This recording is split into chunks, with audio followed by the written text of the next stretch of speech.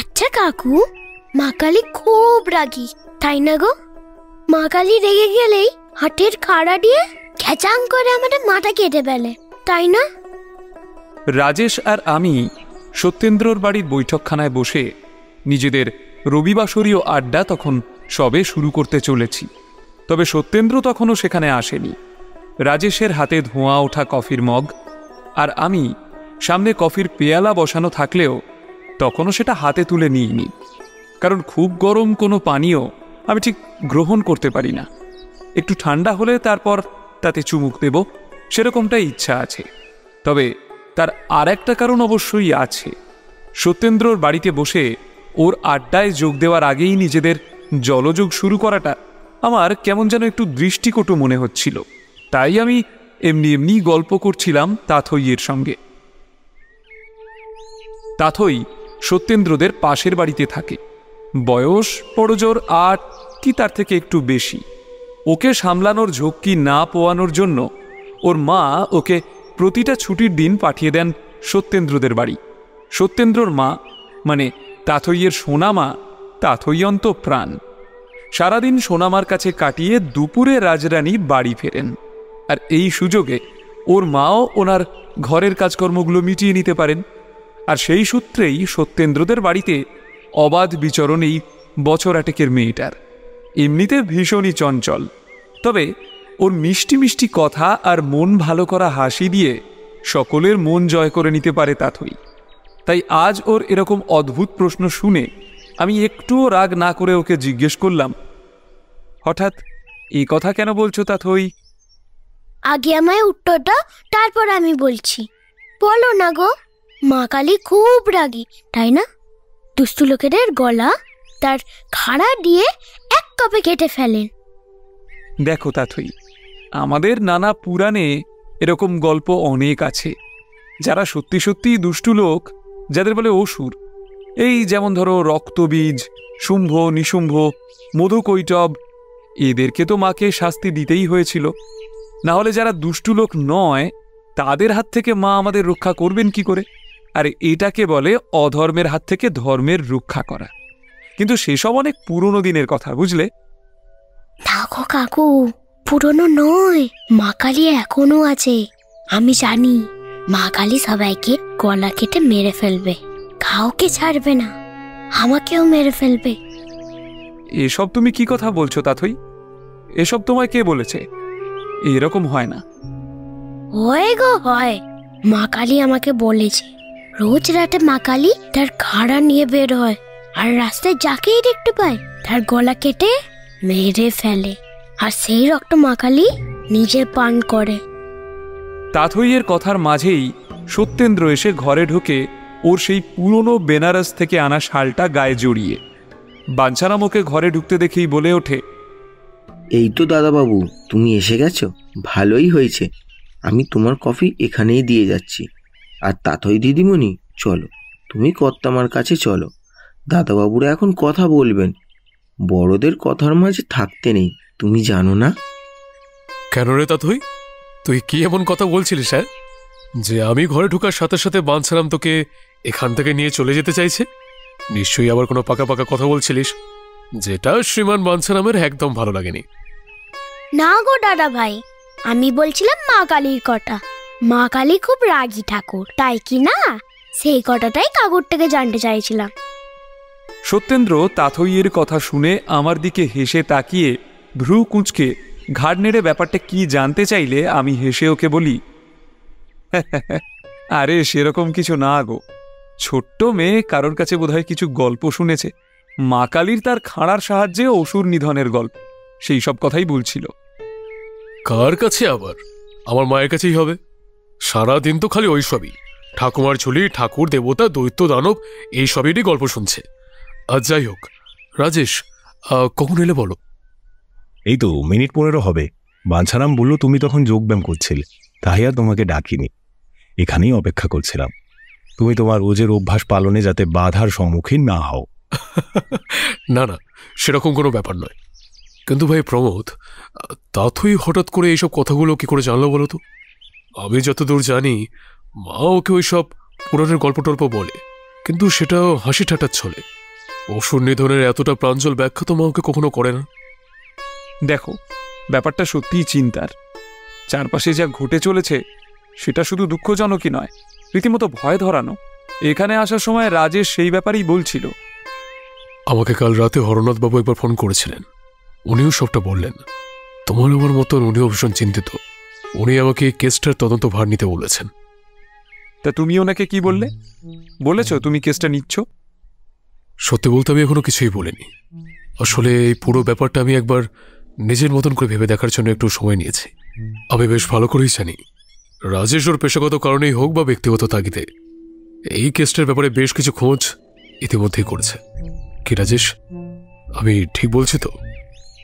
হ্যাঁ, ঠিকই বলেছ সত্যেন্দ্র, কিন্তু সেইভাবে কিছু তথ্য প্রমাণ এখনো পেলাম কোথায়? যতটুকু খবর পেয়েছি সবটাই কানাঘুষো খবর। বিশেষ করে রাস্তার পাশে রাত্রে যারা শুয়ে থাকে তারা কয়েকজন বলেছে রাত্রে নাকি জনা পাঁচেক মানুষ এলাকায় ঘুরে বেড়াচ্ছে মুখে মুখোশ পরে। মানুষ মানে কি? পুরুষ মানুষ তো? সেটা কেউ এখনো পর্যন্ত জানে না ভাই, কারণ তাদের সকলের পরনে নাকি থাকছে লাল চওড়া পাড় দেওয়া সাদা শাড়ি। আর সেটা দেখে তাদের মহিলা বলে মনে হলেও যারা তাদের গলার স্বর শুনছে সকলেই বলছে তাদের গলা যথেষ্ট কর্কশ, কিন্তু সকলের মুখে মুখোশ থাকায় কেউ তাদের ভালো করে দেখতে পায়নি।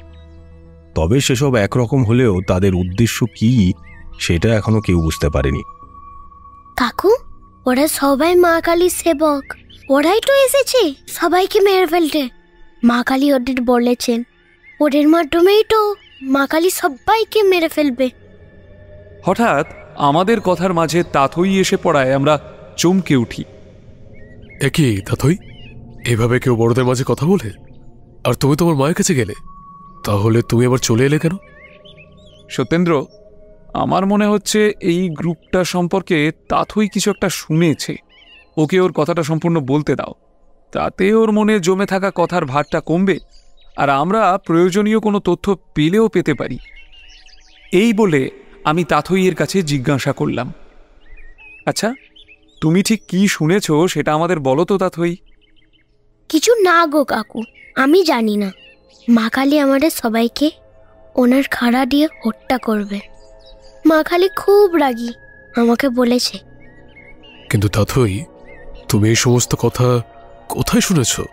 তোমাকে কে বলেছে সেটা তো আমাদেরকে বললে না।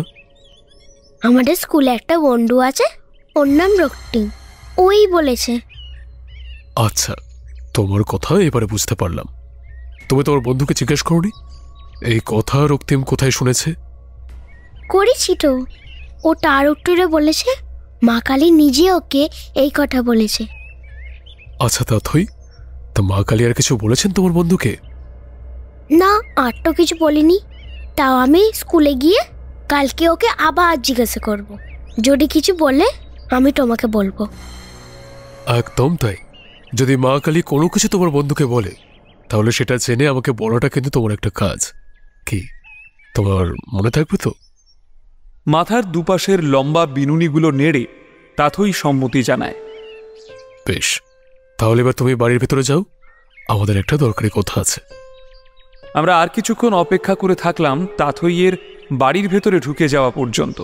ছোট মেয়ে তো, কখন যে আবার কোন খেয়ালে ঘুরে আসবে সেটা জানা নেই। আর তারপর সত্যেন্দ্র বলল, তাথইয়ের কথাগুলো আমি নিছক ছেলে মানুষ হিসাবে এড়িয়ে যেতে পারতাম যদি রাজেশ বা হরনাথ বাবু এরকম কিছু একটা সন্দেহ না করতেন। কিন্তু এখন ব্যাপারটাকে সম্পূর্ণ অবহেলা করতে পারছি না। কিছু একটা তো ঘটছে, কিন্তু সেটা কি আর কি উদ্দেশ্যে ঘটছে এটা আমরা বুঝতে পারছি না। আচ্ছা সত্যেন্দ্র, এই ব্যাপারে তোমাকে আর একটা তথ্য দিয়ে রাখি। কেসটার ব্যাপারে কোনোভাবে ইচ্ছায় হোক বা অনিচ্ছায় অজিত সিংও কিন্তু জড়িয়ে পড়েছে। আমি আজ থানায় একটা ব্যাপারে গিয়েছিলাম কিছু খোঁজ খবর আনার জন্য। তখন দেখলাম এইরকম কিছু ফুটপাতবাসী মানুষদের সঙ্গে অজিত সিং কথা বলছে। আমাকে হরনাথ বাবুও সে কথা বলেছেন, আর সেটাই আমার আরো বড় সন্দেহের কারণ। দেখো, এখনো পর্যন্ত সেরকম তো কিছু ঘটেনি। হতেও পারে নিছক কিছু পাগল হয়তো একটা গুজবকে ভিত্তি করে এইসব কাণ্ড ঘটিয়েছে। সেখানে অজিত সিং কেন নিজে থেকে তদন্ত করতে এসে হাজির হলো সেটা ঠিক মাথায় ঢুকলো না। আচ্ছা ভাই সত্যেন্দ্র, তুমি একটা কথা বলো তো, তুমি কি বড়সড় কোনো বিপদের আশঙ্কা করছো? আমি এখনো সেটা না করলেও হরনাথ বাবু সম্ভবত কিছু একটা সেরকম করেছেন, আর খুব অদ্ভুতভাবে তাথইয়ের কথাগুলো তার সঙ্গে একেবারে মিলে যাচ্ছে। হরিনাথ বাবু কি আশঙ্কা করছেন? দেখো, কোনো ঘটনা যখন ঘটে তখন সেটা শুধুমাত্র কাকতালীয়ভাবে ঘটে না, তার আগে এবং পরে কিছু কার্যকারণ রয়েই যায়। যেরকম হরনাথ বাবুর কাছে খবর আছে বিগত 1 সপ্তাহে এই কলকাতা এলাকার চারপাশে বেশ কিছু প্রতিষ্ঠিত কালী মন্দির থেকে ভয়ঙ্কর চুরির ঘটনা ঘটেছে। তবে চুরি যাওয়া সম্পত্তির হিসাবে তুমি সেগুলোকে ডাকাতিও বলতে পারো। হ্যাঁ হ্যাঁ, আমি কাগজে পড়েছি। গত পরশু রাত্রে হালি শহরের সিদ্ধেশ্বরী কালী মন্দিরে এইরকমই একটা চুরি হয়ে গেছে। অনেক টাকার সোনার গহনা মন্দিরের লকার ভেঙে কেউ বা কারা চুরি করেছে। হ্যাঁ, খবরের কাগজে সেরকমই লেখা রয়েছে, কিন্তু পুলিশের রেকর্ড বলছে চুরি যাওয়া বস্তুর তালিকায় সোনার গহনার সাথে সাথে আরও একটা জিনিস আছে। সেটা হলো মায়ের পুজোয় বলির সময় ব্যবহার করার একটা বড় খাঁড়া। সেটা স্থানীয় কোনো কোনো কাগজে ছাপা হলেও খোদ কলকাতার কাগজে এতটা বিস্তারিত প্রতিবেদন ছাপা হয়নি। আচ্ছা, ওখানে এখনো বলি দিয়ে পুজো হয়? না হলে খাঁড়া কোথা থেকে এলো? না, হরনাথ বাবুর কাছে যতটুকু শুনলাম তাতে ওখানে এখন আর পশু বলি দিয়ে পূজা হয় না। তবে বছর 10 আগে পর্যন্ত হয়েছে। নতুন কর্তৃপক্ষ মন্দির চালানোর দায়িত্ব নেওয়ার পর পশু বলির প্রথা বন্ধ করে দেন। এখন প্রতি অমাবস্যায় মায়ের পুজো হয় পশু বলি ছাড়াই। চাল কুমড়া, আখ আর সুপারি বলি দেওয়া হয় পশুর পরিবর্তে, আর এই বিশেষ খাঁড়াটি সেই কাজে ব্যবহার করা হতো। তবে শুধু এখানেই নয়, মেদিনীপুরের কাঁথির কাছে এইরকমই এক জাগ্রত কালী মন্দির থেকে বিগত 1 সপ্তাহে ডাকাতির ঘটনা ঘটেছে। সেখানেও বেশ কিছু মূল্যবান সোনার গহনার সাথে চুরি গিয়েছে মায়ের বলির খাঁড়াটা। সবকটা জায়গাতে লোকাল থানায় অভিযোগ দায়ের করলেও যতক্ষণ না এই দুটি ব্যাপার একসঙ্গে বিবেচনা করা হবে ততক্ষণ হয়তো এর গুরুত্বটা বোঝা সম্ভব নয়। ভাই সত্যেন্দ্র, আমার ধারণা সংখ্যাটা 2 নয় 3। মানে কি বলতে চাইছো তুমি? আমি বলতে চাইছি মন্দিরের থেকে এই খাঁড়া চুরির ঘটনা একমাত্র হালি শহর থেকে কাঁথিতে হয়নি। আমার এক বন্ধু ইংলিশ বাজারে থাকে, গতকালই ওর সঙ্গে আমার কথা হচ্ছিল, আর সেই বলছিল এই একই ঘটনা সেইখানেও হয়েছে। ওখানকার এক বহু প্রাচীন প্রতিষ্ঠিত কালী মন্দিরের মায়ের পুজো এতদিন হয়ে আসছিল তান্ত্রিক মতে। তন্ত্রসার উপাচারে পশু বলি দিয়েই মায়ের পুজো হতো।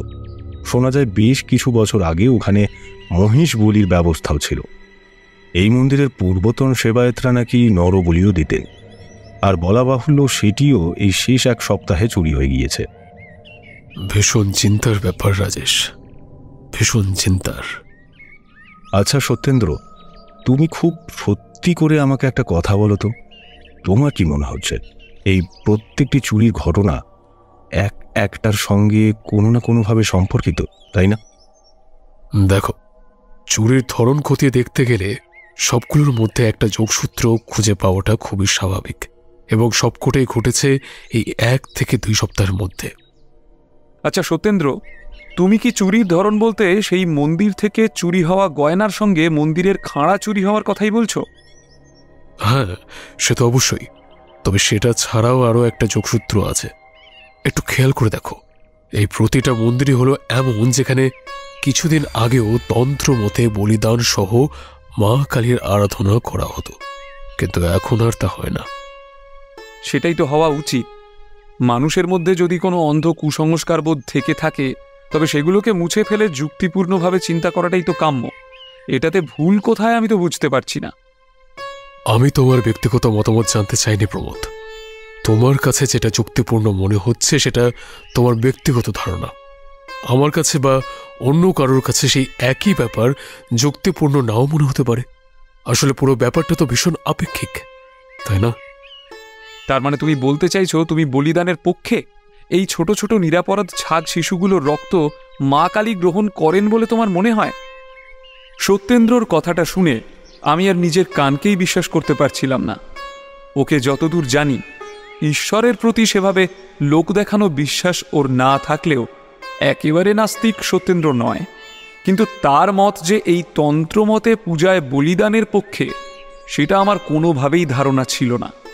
আমি যে ওর কথা শুনে যথেষ্ট অবাক হয়ে গেছি সেটা বুঝতে পেরে সত্যেন্দ্র বলে উঠল, তুমি তোমার বা আমার ব্যক্তিগত মতামতকে নিয়ে ভাবছ, কিন্তু তুমি কি এটা জানো এখনো আমাদের মধ্যে এমন কিছু মানুষ আছে যারা প্রগতির আলোয় উদ্ভাসিত হতে পারেনি। এখনো তাদের মনের অধিকাংশটাই দখল করে রেখেছে এই অন্ধ কুসংস্কারগুলো। তারা কিন্তু এখনো বিশ্বাস করে পশু বলি না দিলে তন্ত্রমতে পূজা সম্পূর্ণ হয় না। আমার এক দুঃসম্পর্কে মামার বাড়িতে এখনো ফাল্গুন মাসের অমাবস্যা তিথিতে কাল পুজো হয়। বলাই বাহুল্য সেটা হয় তন্ত্রমতে। সেই মামার এক পরিচিত তান্ত্রিক প্রতি বছর তারাপীঠ মহাশ্মশান থেকে এসে পূজা করেন, আর এই পূজার পরদিন সকালে সূর্য ওঠার আগেই সেই বিগ্রহ ভাসান দিয়ে দেয়া হয়। বছরের পর বছর এভাবে পূজার বিধি চলে আসছে। এখন তুমি আন্দাজ করতে পারো, যখন এতটা কড়াকড়ি রীতি মেনে পূজা করা হয় তখন সেখানে পশু বলির গুরুত্ব কতটা।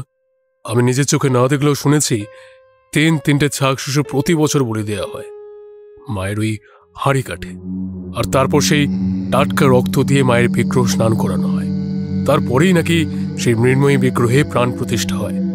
এখন ওই এক মামার ছেলে, মানে আমার এক মামাতো ভাই, বহুদিন বিদেশে থেকে পড়াশোনা করেছে।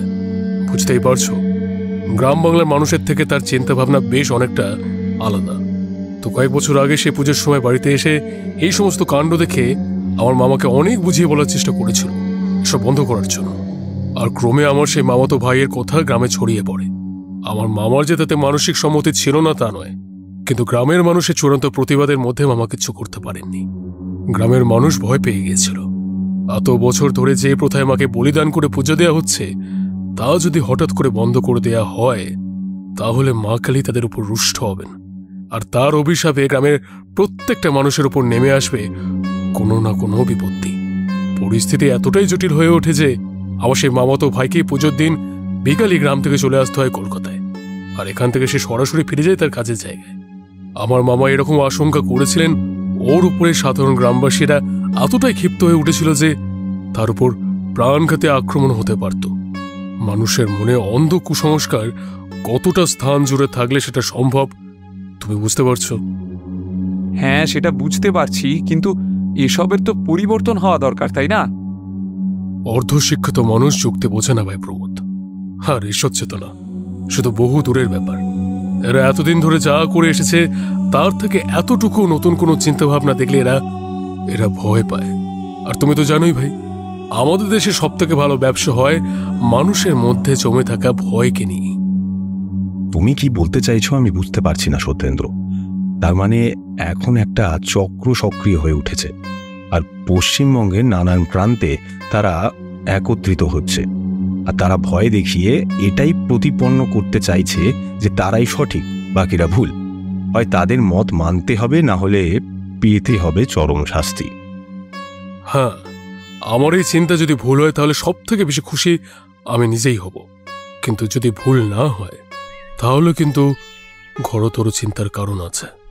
সেটা আশা করি বুঝতে পারছো, কারণ তাদের নেটওয়ার্ক তাথইয়ের মতন একেবারে স্কুলের বাচ্চাদের মধ্যে ছড়িয়ে পড়েছে। ভাবো তো কতটা সাংঘাতিক ব্যাপারটা। আমি বেশ বুঝতে পারলাম সত্যেন্দ্র কোন দিকে ইঙ্গিত করছে। মন্দিরে গহনা চুরি এমন কিছু বড় ব্যাপার নয়, সামান্য কিছু ফৌজদারি কেস হয় লোকাল থানায়, চোর ধরা পড়ে, গয়না ফেরত পাওয়া গেলে ভালো, আর না হলে আবার ভক্তরা অনুদান দিয়ে সেসব তৈরি করে ফেলে। কিন্তু এখন চিন্তাটা অন্য, আর আমি যে কোনো কিছু একটা গুরুতরভাবে ভাবছি সেটা লক্ষ্য করেই সত্যেন্দ্র আবারও বলল, মন্দির থেকে খাড়া চুরির ব্যাপারটা নিয়ে ভেবো না ভাই। ভাবো তাথই আর ওর বন্ধু রক্তিম কি করে এই কথাটা জানতে পারলো। আসলে আমাদের যোগসূত্র খুঁজে বার করতে হবে এই জায়গাটায়। দাদাবাবু, আপনার একটা ফোন আছে, আপনাকে একটু তাড়াতাড়ি যেতে বলল। সত্যেন্দ্রর সঙ্গে কথা বলতে গিয়ে হঠাৎই একটা চিন্তার মহাসমুদ্রের একেবারে মাঝখানে পৌঁছে গিয়েছিলাম। সেখানে হঠাৎ করে বাঞ্ছারামের গলা শুনে চিন্তায় কিছুটা ছেদ পড়ল।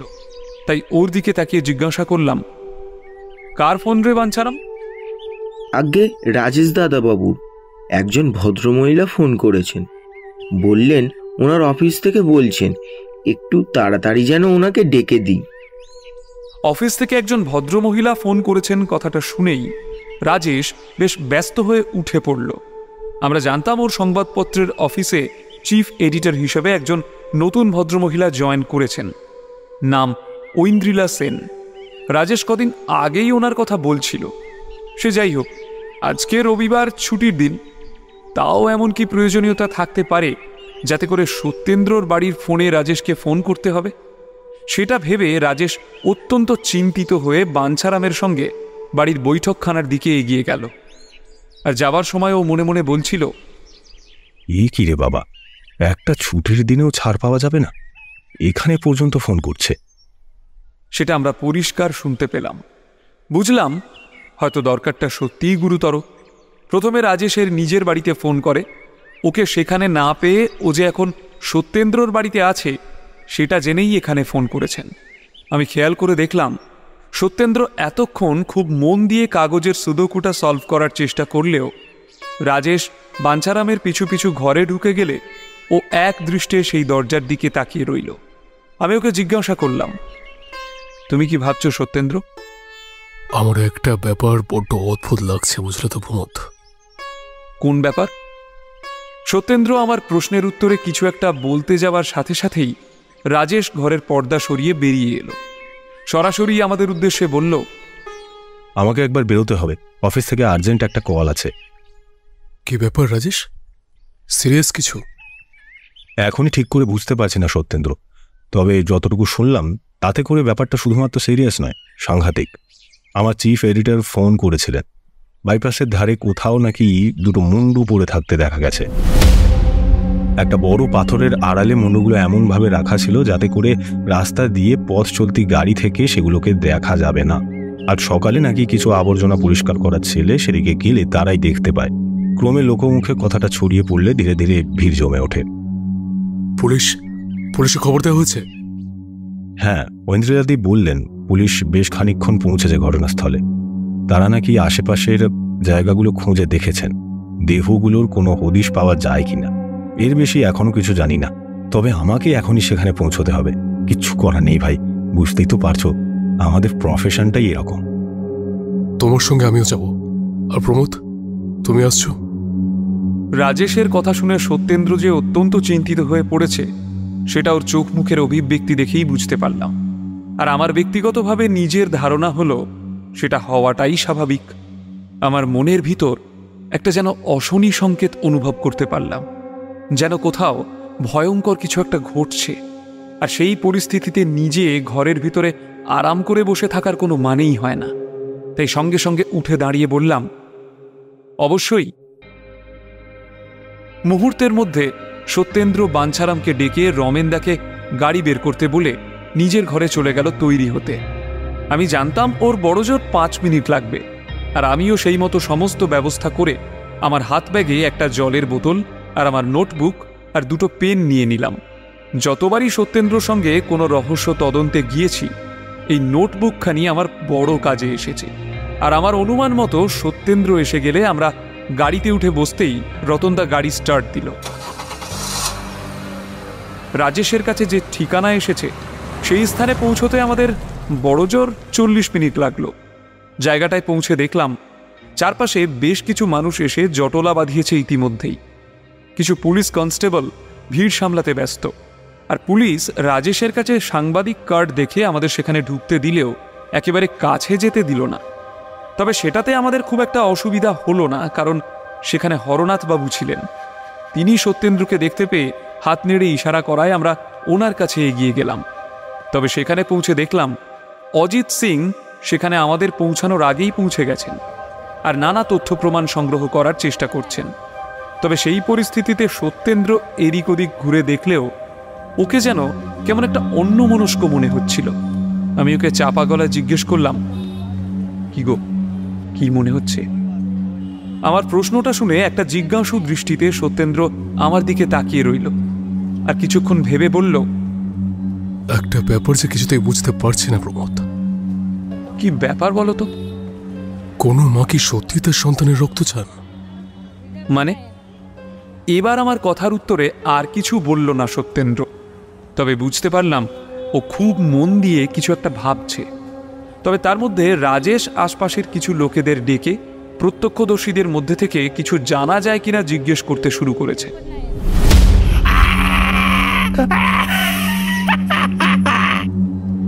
আর তার মধ্যেই হঠাৎ করে একটা চিৎকার শুনে আমরা সকলে প্রায় চমকে উঠলাম। দেখি একটা পাগলাটে গোছের লোক চিৎকার করছে, মরবি মরবি, সবাই মরবি, মা মহাকালীর রক্ত প্রিয়, মা কাউকে ছাড়বে না, সবাই মরবি।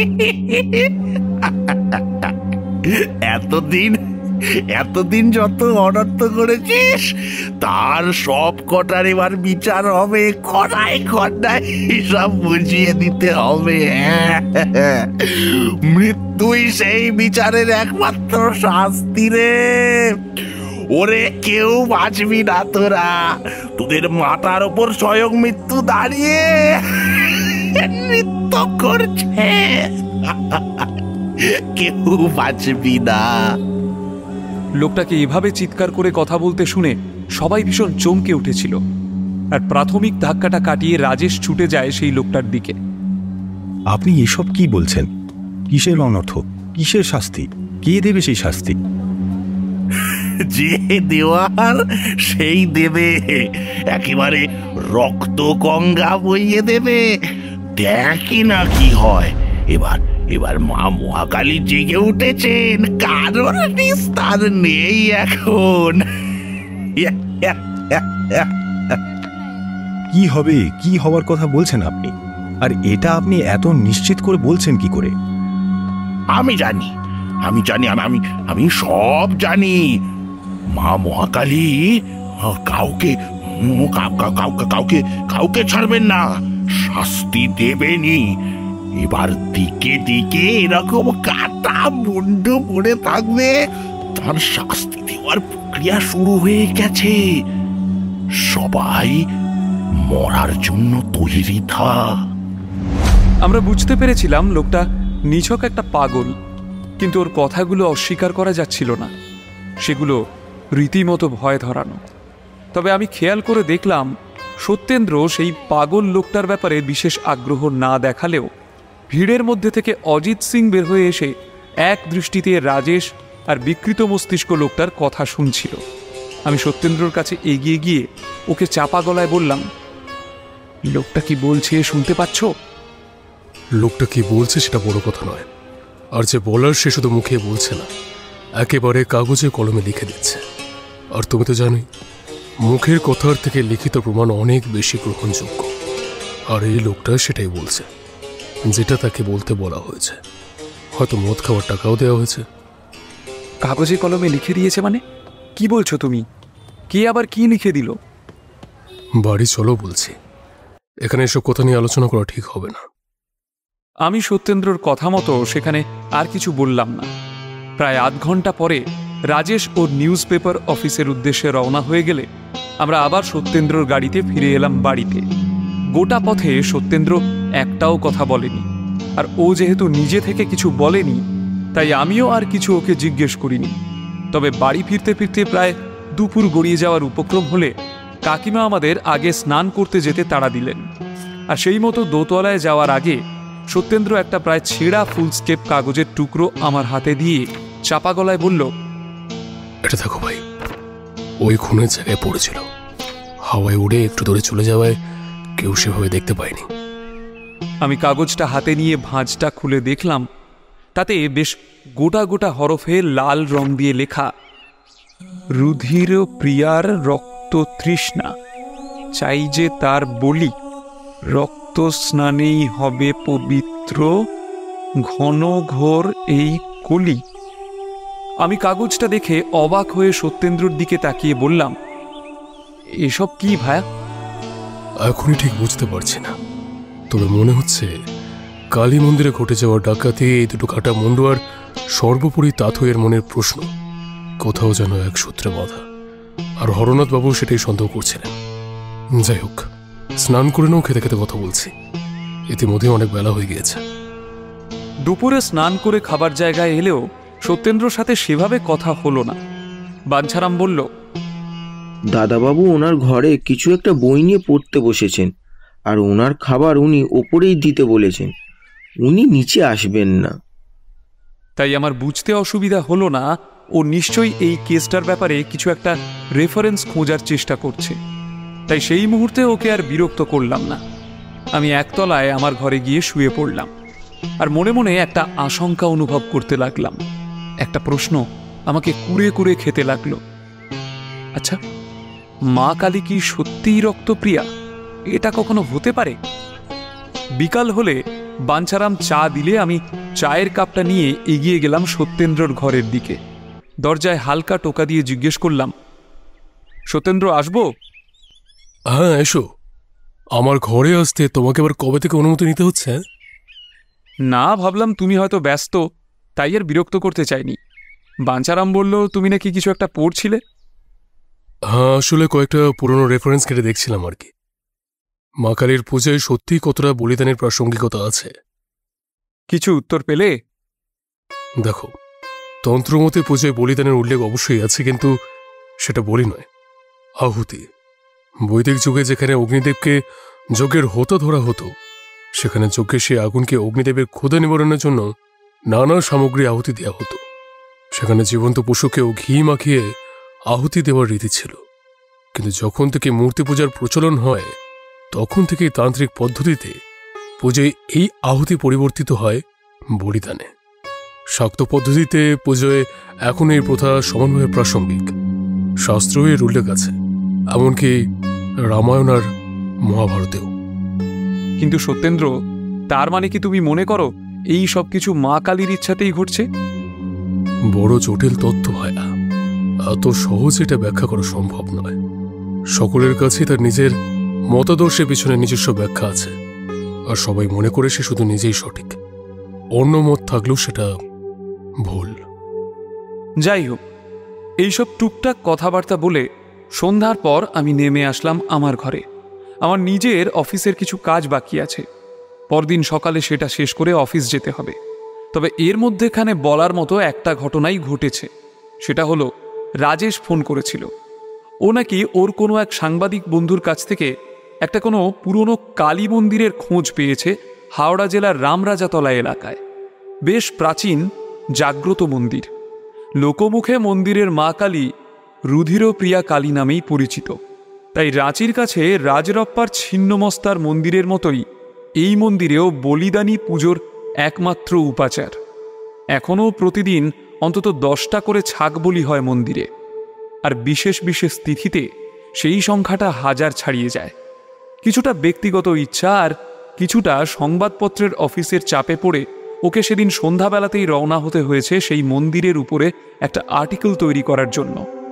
আর সেখানে যাবার আগেই ও আমাদের ফোন করেছিল। ফোনটা আমিই ধরেছিলাম, আর সে কথা সত্যেন্দ্রকে বলতে ও যে ব্যাপারটা খুব একটা ভালোভাবে নিয়েছে সেটা মনে হলো না। ওর ধনুকের মতো বেঁকে থাকা ভ্রু আরও যেন কিছুটা কুঞ্চিত হয়ে উঠল। আমার মনে হলো বিরক্তির সঙ্গে ওর মনে কিছুটা দুশ্চিন্তা যেন দানা বেঁধেছে। আর ওর দুশ্চিন্তাটা যে অমূলক নয়, সেটা যে সাংঘাতিক রকমের বাস্তব, সেটাই আমরা জানতে পারলাম পরদিন সকালে।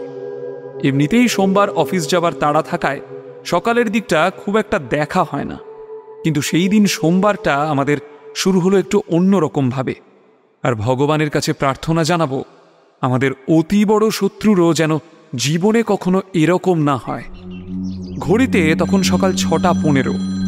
হঠাৎ করে বৈঠকখানায় রাখা ফোনটা বেজে উঠতে আমি গিয়ে প্রথমে ফোনটা ধরি।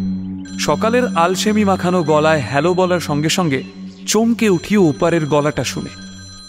হ্যালো, রাজেশের মা ফোন করেছেন, আর উনি হাউ হাউ করে কাঁদছেন। তখন উনি ঠিক কি বলছেন বুঝতে না পারলেও ওনার অসংলগ্ন কথাগুলো সাজিয়ে নিলে যেটা দাঁড়ায় সেটা সাংঘাতিক।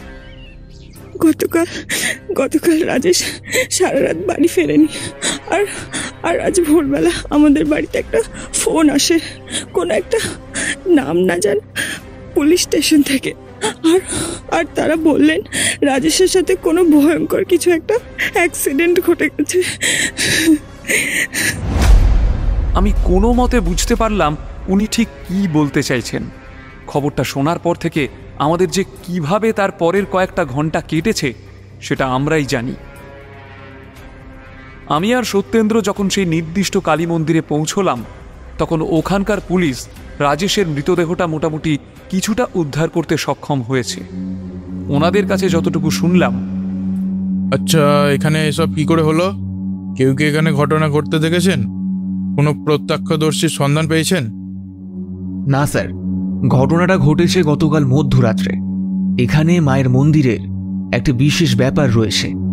আমার মনে হয় রাজেশবাবু সেই বিশেষ সময় এখানে এসে পড়েছিলেন, তাই ওনার এমন মর্মান্তিক পরিণতি ঘটেছে। মানে আমি ঠিক বুঝতে পারলাম না, কি বলতে চাইছেন? আপনি অফিসার? স্যার, আমি ব্যাপারটা পুরোটা জানি না, সামান্য লোকমুখে শুনেছি মাত্র। তাই সেটা সত্যি নাকি মানুষের মন গড়া বিশ্বাস আমার কোনো ধারণা নেই। তাই আমি এই মন্দিরের পুরোহিত মশাইকে ডাকছি, উনি আপনাকে সম্পূর্ণ ব্যাপারটা বুঝিয়ে বলতে পারবেন। লালবাজারের সিনিয়র ইন্সপেক্টর হরনাথ বাবু ঘাড় নেড়ে সম্মতি জানালে লোকাল থানার ইন্সপেক্টর কয়েক মুহূর্তের মধ্যে একজন বেশ বৃদ্ধ ব্রাহ্মণকে পাকড়াও করে নিয়ে এলো। লোকটির বয়স প্রায় 70। বয়সের ভারে কোমর ঝুঁকে পড়েছে। তবে সবথেকে লক্ষণীয় যেটা, সেটা হলো লোকটার পরনে একটা চওড়া লাল পাড় সাদা শাড়ি মালকোচা করে পরা, আর খালি গা। বেশ ঠান্ডা হিমেল হাওয়া বইলেও তিনি গায়ের ন্যূনতম চাদরও দেননি। আর ভদ্রলোককে ধরে এনে ইন্সপেক্টর বললেন, স্যার, ইনি শ্রী রতনলাল বন্দ্যোপাধ্যায়, এই মা রুধিপ্রিয়ার মন্দিরের পুরোহিত। আমি বিগত 5 বছর এই থানায় রয়েছি। আমি এসে থেকেই এনাকে এখানে দেখছি। উনি আপনাকে এই মন্দিরের ব্যাপারে সঠিক বলতে পারবেন। আচ্ছা, নমস্কার পুরোহিত ঠাকুর। আপনি কি জানেন গতকাল রাতে কি ঘটেছে এখানে? হ্যাঁ জানি, ওই শয়তানটা এখানে এসেছিল মায়ের রহস্য ফাঁস করবে বলে, কিন্তু কি লাভ হলো? হ্যাঁ, মায়ের একটা প্রহার সামলাতে পারলো না ওই নরাধমটা। জানেন দারোগা বাবু, আমি মন্দিরের পাশেই ছোট্ট ঘরটায় রাতে থাকি। বয়স হয়েছে তো, এই সেভাবে ঘুম আসে না। বিছানায় বসে বসে মা রুধির প্রিয়ার বীজ মন্ত্র জপ করি। গতকালও সেই রকমই করছিল। তখনই হঠাৎ করে একটা আর্তনাদ শুনতে পাই। এই ঠিক রাত 2:30টার সময়। আমি সেই শব্দ শুনেই বুঝেছি কোনো একটা শয়তান নিশ্চয়ই তার পাপের শাস্তি পেল। ভোর হলে দরজা খুলে দেখি ঠিক তাই, এইখানে ওই শয়তানটার মুন্ডু কাটা দেহটা পড়ে খাড়ার আঘাতে আঘাতে ছিন্ন ভিন্ন হয়ে পড়েছে। আর ওর মুন্ডুটা পড়েছিল ওই দূরে পুকুরের পাশে। আপনি এসব কি বলছেন? শয়তান কাকে বলছেন? যে লোকটা এসেছিল মায়ের রহস্য উদ্ঘাটন করতে। আরে বাবা, এসব দেব দেবীদের নিয়ে ছেলে খেলা করাটা কি মুখের কথা? 2টো বই পড়ে যদি সবাই লায়ক হয়ে যেত তবে তো হয়েই গেছিল। এসব কি এত সোজা রে বাবা? মা রুধির প্রিয়ার গুহ্য রহস্য ফাঁস করার চেষ্টা করা, নিজের মৃত্যুকে ডেকে আনা, একই ব্যাপার। আমি দেখলাম রাজেশের সাথে এরকম ঘটনা ঘটায় সত্যেন্দ্র মানসিকভাবে ভয়ঙ্কর ভেঙে পড়েছিল। তার মধ্যে পুরোহিত ঠাকুর এভাবে কথা বলায় সত্যিই আমাদের সেটা শুনতে অসহ্য মনে হচ্ছিল। রাতে কারোর আর্তনাদ শুনে আপনি বাইরে এসে দেখেননি? কি হয়েছে? মাথা খারাপ নাকি আপনার? কি সব উল্টো পাল্টা বলছে না? আমি কি মায়ের সামনে পড়ে নিজের প্রাণটা দেব নাকি ওই মূর্খটার মতো? মানে কি বলতে চাইছেন আপনি? শুনুন, আমাদের মা রুধির প্রিয়া অত্যন্ত জাগ্রতা। উনি প্রতিদিন রাত্রে ঠিক 2:30টার সময় ওনার 2 ডাকিনী যোগিনী সহচরীকে নিয়ে মায়ের মন্দিরের পাশের ওই দিঘিতে স্নান করতে যান। তারপর আবার ফিরে আসেন এই মিনিট 15 পর। আর সেই সময় কেউ যদি মায়ের সামনে এসে পড়ে তবে বেশিরভাগই কৌতূহল থেকেই আসে। তবে তার আর রক্ষা নেই। তার এই রকমই ভয়ঙ্কর মৃত্যু হয়, যেমন ওই লোকটা যে কাল সন্ধ্যাবেলায় মন্দিরে এসেছিল। আমাকে খুঁটিয়ে খুঁটিয়ে মন্দিরে সব কথা জিজ্ঞেস করছিল। আমি তখনই জানি লোকটার মতলব ভালো না। আর ঠিক সেটাই হলো। লোকটা মন্দির বন্ধ হবার পর এখান থেকে চলে যায়নি, এখানেই কোথাও ঘাপটি মেরে লুকিয়েছিল। তারপর রাত গভীর হলে নিশ্চয়ই বেরিয়ে এসে মাকে দেখতে গেছিল, আর হাতে নাতে সেই ফলই পেয়েছে। আমি দেখলাম সত্যেন্দ্রর চোয়াল তখন ইস্পাতের মতো কঠিন, চোখে যেন আগুন জ্বলছে। আর ঠিক তখনই পুরোহিত মশাই যে কথাটা বললেন সেটা শুনে আমার মাথা প্রায় ঘুরে গেল। তাও আগে যেমন তেমন ছিল, কিন্তু এখন তো আর সেরকম নয়। মা এখন জেগে উঠেছেন। মা কাউকে ছাড়বেন না, কাউকে না। সেখানে এই সমস্ত বাড়াবাড়ি করলে তাদের আগে মরতে হবে। মায়ের হাত থেকে কারোর নিস্তার নেই। এই সব পুজো আচ্ছা নিয়ে ছেলে খেলা মা এবার বন্ধ করবেনি। দেখুন পুরোহিত মশাই, আপনি কত বড় পুরোহিত তা আমি জানি না, তবে আমি নিজেও একজন ভরদ্বাজ ব্রাহ্মণ। আমার পূর্বপুরুষের পঞ্চমুণ্ডির আসন ছিল বলে শুনেছি, যদিও নিজের চোখে দেখিনি। তবে সেই রক্ত বইছে আমার ধমনীতেও। তাই কালীমাকে আমিও আপনার থেকে কম কিছু চিনি না। আমি আপনাকে কথা দিচ্ছি, আপনার মা রুধির প্রিয়া এই কাজ করেননি, সেটা আমি নিশ্চিত। আর যে করেছে তাকে আমি তার এই জঘন্যতম অপরাধের জন্য চরমতম শাস্তি দেবই। আর যদি আমি তা না দিতে পারি তাহলে আমি চিরদিনের মতন গোয়েন্দাগিরি ছেড়ে দেব, এটা আমি কথা দিলাম। আর এটা আপনি আপনার মা রুধির প্রিয়ার অনুচরদের বলে দেবেন, কেমন?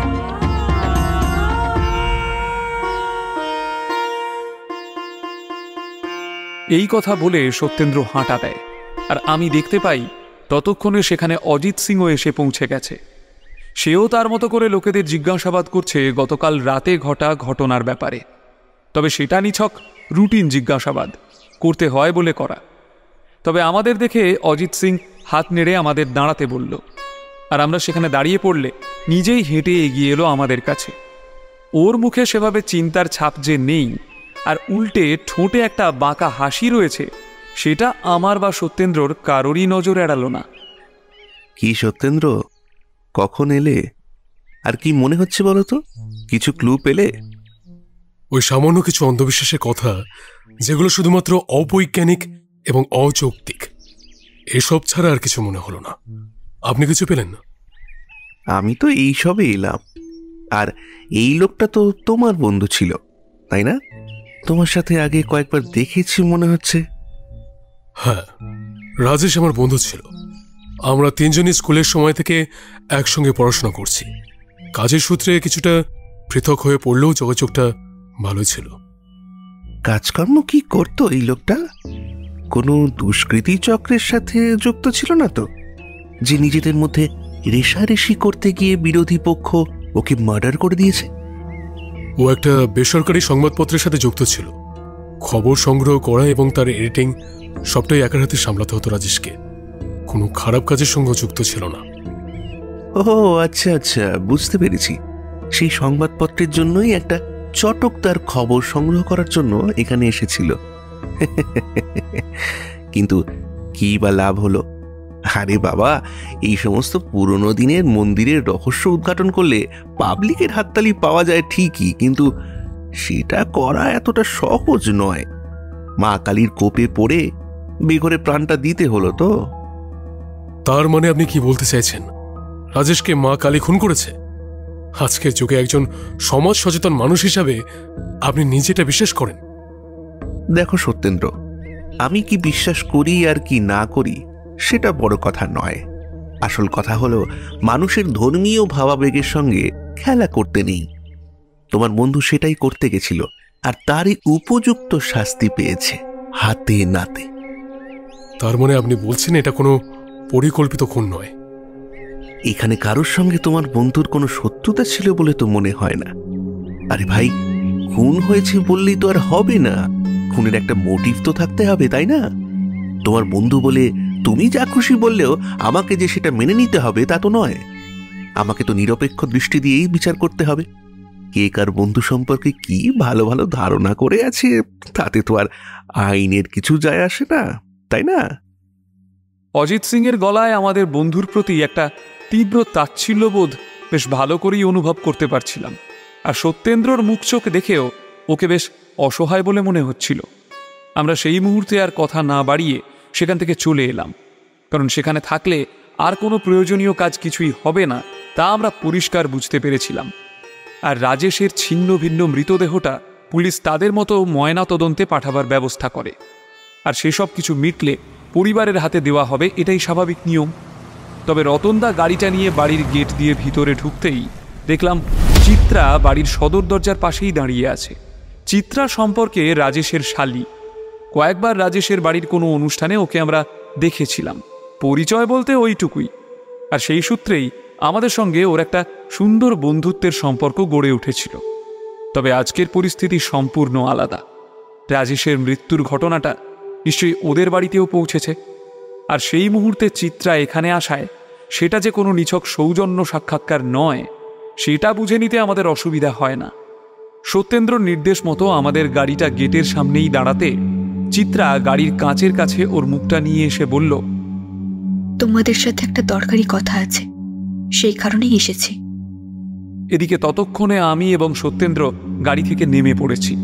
আর চিত্রা কি বলার উদ্দেশ্যে এখানে এসেছে সেটা ওকে জিজ্ঞাসা করতেই চিত্রা খুব চাপা গলায় বলল, এখানে নয়, বাড়ির ভেতরে চলো, বলছি।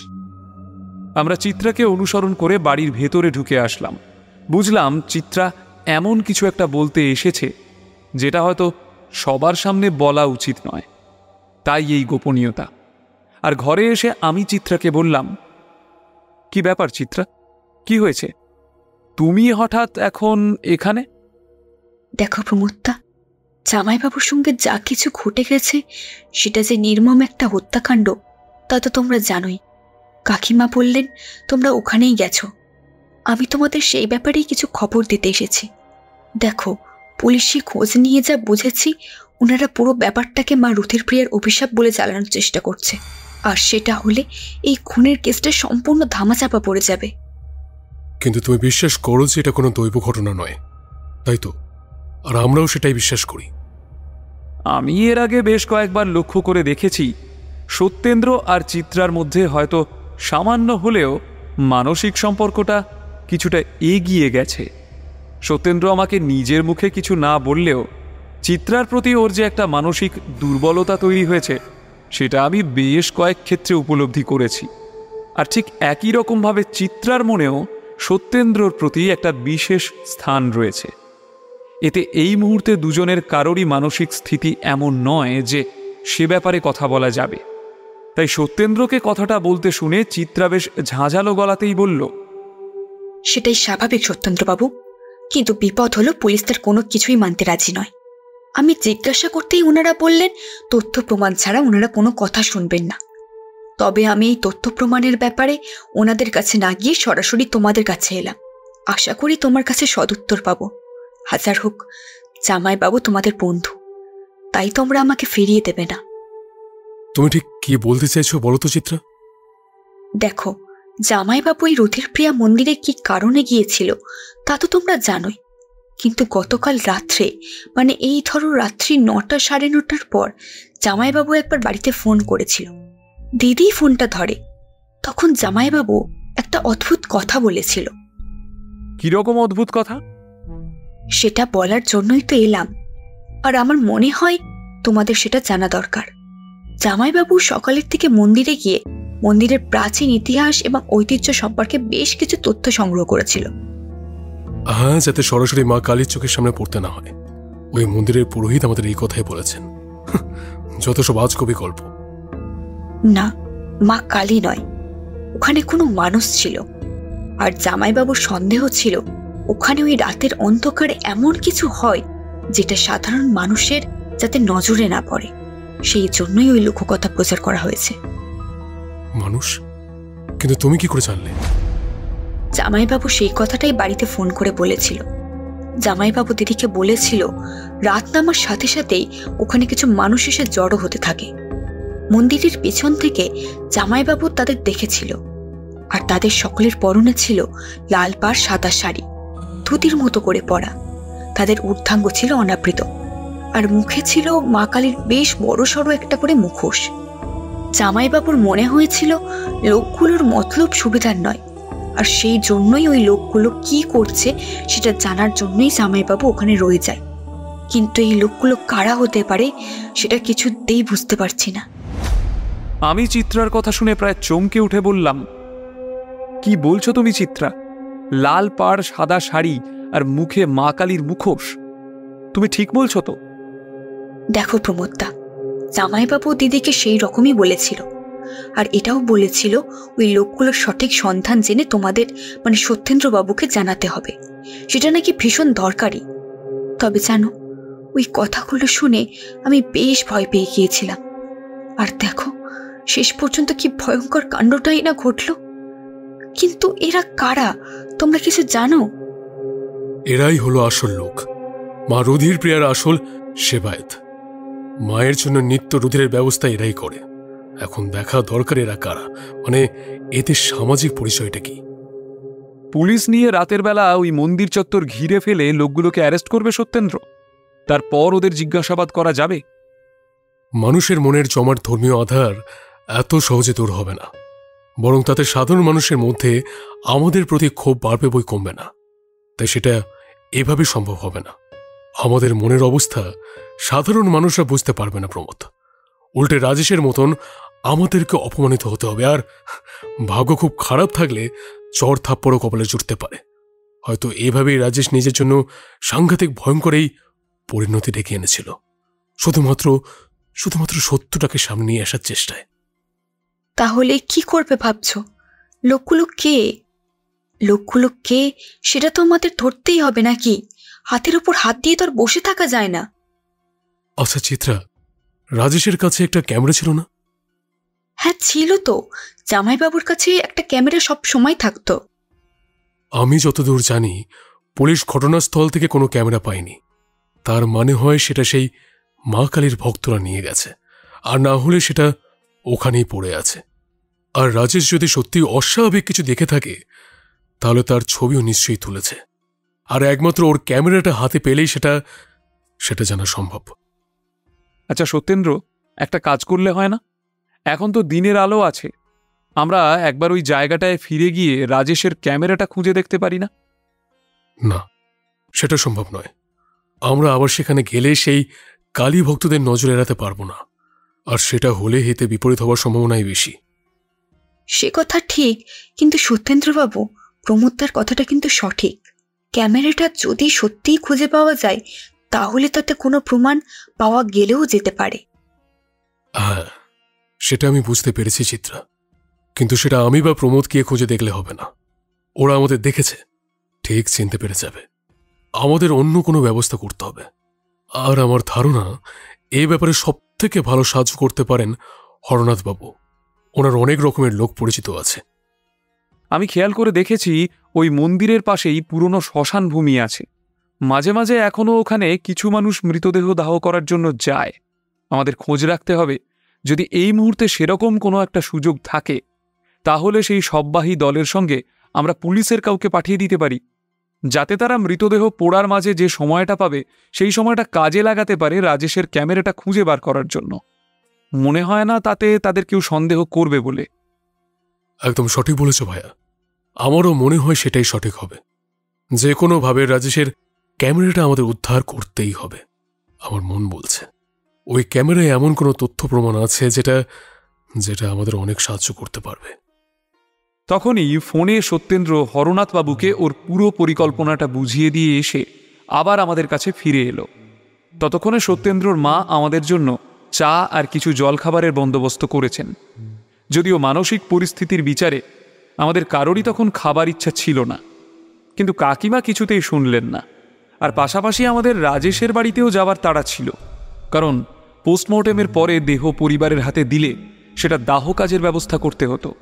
সব কিছু হিসাব করে যত তাড়াতাড়ি সম্ভব হয় কিছু খেয়ে নিয়ে আবার আমরা বেরিয়ে পড়লাম রাজেশদের বাড়ির উদ্দেশ্যে। আর সেখানে গিয়ে পৌঁছে দেখি হরনাথবাবু আমাদের আগে থাকতে সেখানে পৌঁছে গেছেন। আর আমরা সেখানে পৌঁছতে আমাদের একটু তফাতে ডেকে নিয়ে গিয়ে উনি সত্যেন্দ্রকে বললেন, খুব সময় মতো বলেছিলেন সত্যেন্দ্রনাথ বাবু। আমি তখনই আমার নেটওয়ার্কের খোঁজ নিয়ে দেখলাম একটা মৃতদেহ ওখানে যাওয়ার আছে। লোকটা পেশায় একজন রিক্সাওয়ালা ছিল, আর প্রচণ্ড মদ খাওয়ার কারণে গতকাল রাতে তার মৃত্যু হয়েছে। পরিবারের হাতে এত টাকা কড়ি নেই যে ইলেকট্রিক চুল্লিতে লোকটিকে দাহ করতে পারে। আমি সেই সুযোগটা কাজে লাগিয়ে ওদের ওই শ্মশানেই পাঠিয়েছি, আর আমার থানার দুজন বিশ্বস্ত কনস্টেবল ওদের সঙ্গে পাঠিয়ে দিয়েছি, যাতে ওই ঘন্টা তিনেক সময় ওরা 4-5টা খুঁজে দেখতে পারে রাজেশবাবুর ক্যামেরা খুঁজে পায় কিনা। হরনাথবাবুর কথা শুনে সত্যেন্দ্র বেশ আশ্বস্ত হলেও মুখে আর কিছু বলল না। মাথা ঝাঁকিয়ে ওনার কথা সম্মতি জানিয়ে আমরা আবার ফিরে গেলাম রাজেশের দেহের কাছে। আর সেখানেই রাজেশের স্ত্রীর সাথে চিত্রাও ছিল। শুধু ওকে চোখের ইঙ্গিতে এটুকু বুঝিয়ে দেওয়া হয় যে ওদের পরিকল্পনা মতো কাজ শুরু হয়েছে, বাকিটা ঈশ্বরের হাতে। কিছুক্ষণের মধ্যেই রাজেশের মৃতদেহ নিয়ে শ্মশানের দিকে রওনা হয়ে গেলাম।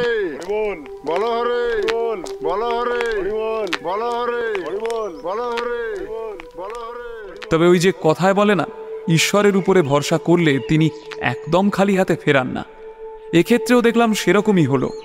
আমরা শ্মশানের কাজকর্ম প্রায় সম্পূর্ণ করে এনেছি, তখনই হরনাথবাবু এসে সত্যেন্দ্রকে বলল, আপনাদের সন্দেহটা সম্পূর্ণ সঠিক ছিল সত্যেন্দ্রনাথ বাবু। ওখানেই বেশ কিছুটা দূর থেকে একটা ক্যামেরা পাওয়া গেছে। খুব সম্ভবত সেটাই রাজেশবাবুর ক্যামেরা। আর যদি তাতে কোনো কিছু ছবি তোলা হয়েও থেকে থাকে তাহলে সেটা পাওয়া যেতেও পারে। আপনি এখনই আপনার কনস্টেবলদের বলুন এই ক্যামেরাটা নিয়ে যেন থানায় আসে। আমরা আসছি, আমি এক মুহূর্ত সময় নষ্ট করতে চাই না। পারলৌকিক কাজকর্ম তখন আমাদের মাথায় উঠেছে। সত্যেন্দ্র দৃষ্টির গভীরতা দেখে আমি বুঝতে পেরেছি ও সেই মুহূর্তে ওই ক্যামেরাটা পাওয়ার ব্যাপারে কতটা উৎসুক ছিল। সে কারণে কোনো রকমের শ্মশানের কাজ শেষ করেই আমরা ওখান থেকে সরাসরি রওনা দিলাম হরনাথবাবুর সঙ্গে। থানায় সেই কনস্টেবল দুজন আমাদের জন্যই অপেক্ষা করেছিল। কিন্তু শুধু ওনারা নন, ওনাদের সাথে সাথে আরেকটা বড় চমক যে আমাদের জন্য অপেক্ষা করে রয়েছে সেটা আমরা তখনও বুঝতে পারিনি। পারলাম রাজেশের ক্যামেরাটা হাতে পাওয়ার পর। সেটা তখন শুধু নামেই ক্যামেরা, সেটাকে মেরে ভেঙে টুকরো টুকরো করে ফেলা হয়েছে। বুঝলে ভাই প্রমোদ, আমাদের অতি শিক্ষিত মা কালীর ভক্তের দল তাদের নিজেদের সাক্ষ্য প্রমাণ লোপাট করতে শুধুমাত্র ক্যামেরার রিলটাই নষ্ট করেনি, ক্যামেরাটাকেও ভেঙে চুরমার করে দিয়েছে, আর তারপর সেটাকে ছুঁড়ে ফেলে দিয়েছে। আমি দেখলাম সত্যেন্দ্রর কথা একেবারে সঠিক। ক্যামেরাটার প্রায় কোনো কিছুই আর অবশিষ্ট নেই। নেগেটিভের রিলটা প্রায় সম্পূর্ণটা নষ্ট করার পর ক্যামেরাটাও ভেঙে ফেলা হয়েছে। কি বুঝলে ভাইয়া, মা কালী ধরা পড়ে যাওয়ার ভয়টা আন্দাজ করতে পারছো? আচ্ছা সত্যেন্দ্রবাবু, আমি কি একবার এই রিলটা দেখতে পারি? আমার এক বন্ধুর একটা স্টুডিও আছে, সেখানে এই ছবিগুলো একবার ডেভেলপ করিয়ে দেখতে চাই। কিছু লাভ হবে না চিত্রা, এগুলো সব নষ্ট করে দেওয়া হয়েছে। এর থেকে কিছু পাওয়া যাবে বলে তো মনে হচ্ছে না। প্রমোদ, ওকে নিরুৎসাহ করো না। ও আসলে কিছুতেই এটা মেনে নিতে পারছে না যে রাজেশের এই চেষ্টাটা সম্পূর্ণ চলে গেছে। তাই আমার মনে হয় তুমি এই রিলটা নিয়ে যাও চিত্রা, তোমার মতন করে চেষ্টা করে দেখো, আর যদি কোনো কিছু সন্ধান পাও তাহলে আমাকে জানিও।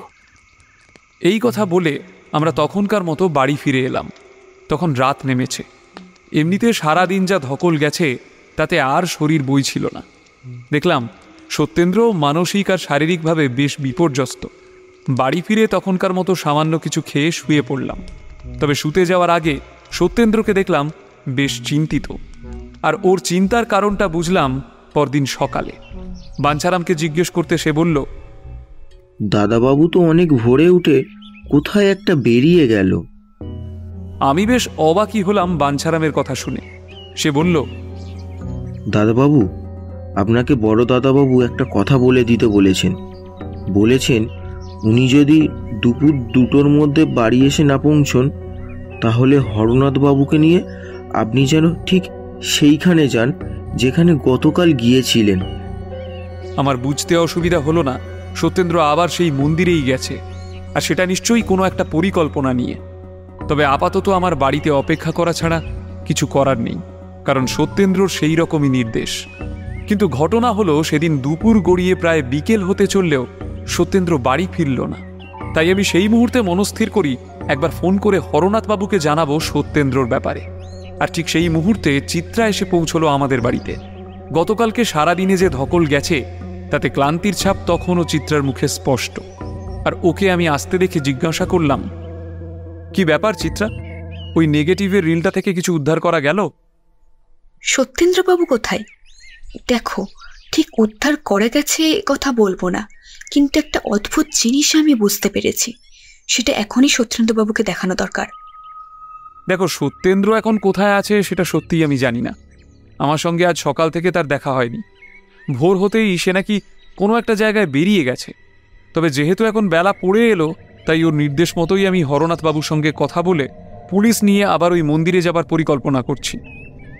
ওই মন্দিরে বলতে সেই রুধির প্রিয়া কালী মন্দিরে? হ্যাঁ, সত্যেন্দ্র সকালে বাড়ি থেকে বেরোবার আগে বাঞ্ছারামকে সেরকমই বলে গেছে। দেখো প্রমোদদা, আমার মনে হয় এখনই পুলিশকে ব্যাপারটা জানানো ঠিক নয়। তোমাদের কথা থেকেই বুঝেছি ওখানকার স্থানীয় পুলিশদের মধ্যে এখনো কারো কারো মনে সেই অন্ধ ধারণা আছে, তাই তারা স্থানীয় লোকেদেরই সমর্থন করবে। সবার থেকে যে সম্পূর্ণ সহযোগিতা পাবে এরকম নয়। তবে আমরা সেখানে গিয়ে একবার দেখতে পারি। তবে পুলিশ ফোর্স নিয়ে যাওয়াটা ঠিক হবে না, আমার মনে হয় তাতে হিতে বিপরীত হবে। তবে আমি সেই মুহূর্তে পাশের ঘর থেকে ফোন করে পুরো ব্যাপারটা হরনাথবাবুকে জানাতে দেখলাম উনি খুব একটা বিচলিত হলেন না। উল্টে উনি আমাকে আশ্বস্ত করে বললেন, আপনি চিন্তা করবেন না প্রমোদবাবু, সত্যেন্দ্রনাথবাবু তো একদম ঠিকই আছেন। আর ওনার সাথে ওনাকে সাহায্য করার জন্য 2জন সাদা পোশাক পুলিশ আমি পাঠিয়ে দিয়েছি। ওনারা সবাই ঠিক আছে, আপনি চিন্তা করবেন না। আর ওনারা যে কাজে গেছেন সেটা সম্পূর্ণ হলে ওনারা ফিরে আসবেন। হরনাথবাবুর কথাটা শুনে আমার মাথার ভিতরে একটা আগুন জ্বলে উঠল। উনি বলছেন সত্যেন্দ্র ঠিক আছে, তার মানে সত্যেন্দ্র এখন কোথায় আছে, কিভাবে আছে সেটা উনি জানেন, অথচ আমি জানি না। এটা নিজের কাছে শুধুমাত্র অপমানজনক নয়, যথেষ্ট বিরক্তিরও। সত্যেন্দ্র আমাকে না জানিয়ে এভাবে কোনো কাজে রওনা হতে পারে সেটা আমার বিন্দুমাত্র ধারণা ছিল না। তখনকার মতো হরনাথবাবুর সঙ্গে আর কথা না বাড়িয়ে আবার আমাদের বৈঠকখানায় ফিরে এলাম। এসে দেখি চিত্রা একটা বড় খাম হাতে নিয়ে বসে আছে। সেটা দেখে ওকে জিজ্ঞাসা করলাম, এগুলো কি চিত্রা? ওই রিল থেকে যে ছবিগুলো উদ্ধার করা গেছে সেগুলো? হ্যাঁ, ঠিকই বলেছ, ছবিগুলো প্রায় সবকটাই জ্বলে নষ্ট হয়ে গেছে। তবে তাও যেগুলো তার মধ্যে থেকে খুব সামান্য উদ্ধার করে গেছে সেগুলোকে হাই রেজলিউশন দিলে একটা মোটামুটি চেহারার সামনে ভেসে আসছে। খুব সম্ভবত এই লোকটি জামাইবাবুর একেবারে সামনে ছিল, তাই লোকটার একটা অস্পষ্ট প্রতিচ্ছবি রিলে রয়ে গেছে। কিরকম? আমার প্রশ্নের উত্তরে মুখে কিছু না বলে চিত্রা সেই খাম থেকে খান তিনেক প্রিন্ট করা ছবি বার করে আমার হাতে দিল। সবকটাই প্রায় পুরোটাই সাদা হয়ে গেছে। তবে এ কথা ঠিক, একটা আবছা অবয়ব এই 3টে ছবিতে বোঝা যাচ্ছে। আর সে চেহারাটা দেখে এটাও বোঝা যাচ্ছে রাজেশ খুব সাবধানতার সঙ্গে এই লোকটার ছবিটাই তোলার চেষ্টা করে গেছে। জামাইবাবু এরই বেশ কয়েকটা ছবি তুলেছেন। লোকটার খুব সম্ভবত মাথায় টাক আর বেশ মোটা গোঁফ আছে, বেশ স্বাস্থ্যবান চেহারা। মাথায় টাক আর গোঁফ? সেটা আমার বন্ধু রক্তিমের কাকা। ওর কাকার এরকমই চেহারা, তাই তো রক্তিম ওনাকে খুব রাগায়। ওকে তো আমি মহিষাসুরের ভাইপো বলি। কি রেগে যায়!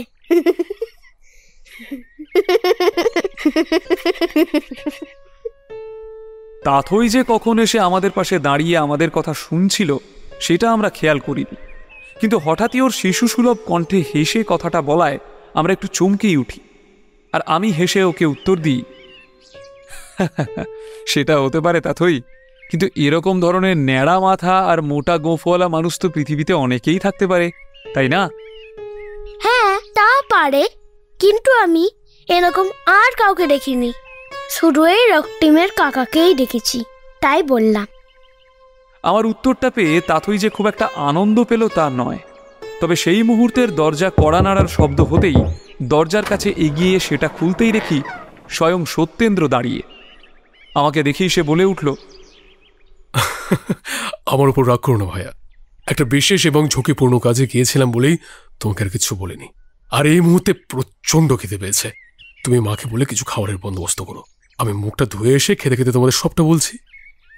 সেই মুহূর্তে আমার মনে প্রায় কয়েক হাজার প্রশ্নের উদ্রেক হলেও সত্যেন্দ্রর কথাটার পর আর কিছু বলার থাকে না।